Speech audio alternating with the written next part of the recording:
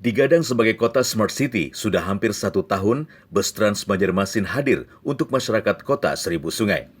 Pengadaan moda transportasi umum oleh Dinas Perhubungan Kota Banjarmasin ini masih menuai tanda tanya warga.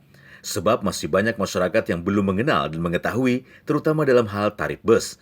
Dinas Perhubungan Kota Banjarmasin mengaku sudah maksimal melakukan promosi melalui berbagai media sosial. Kalau dari promosi dan sosialisasi kita banyak menggunakan Instagram dan Facebook angkutan.bjm yang di Instagram kami. Baik. Informasinya kami rilis rutin di situ, pengumuman-pengumuman terbaru, baik titik pemberhentian, koridor yang dilayani, itu semuanya kita sampaikan di Instagram angkutan.banjarmasin. Instagram.angkutan.bjm. Sudah tidak diragukan lagi dari aspek kenyamanan, bus ini berorientasi pada kenyamanan penumpang, ditambah dengan berbagai fasilitas lain yang diharapkan memberikan keamanan. Sampai saat ini, Dinas Perhubungan sudah memiliki 12 armada dengan 2 koridor rute.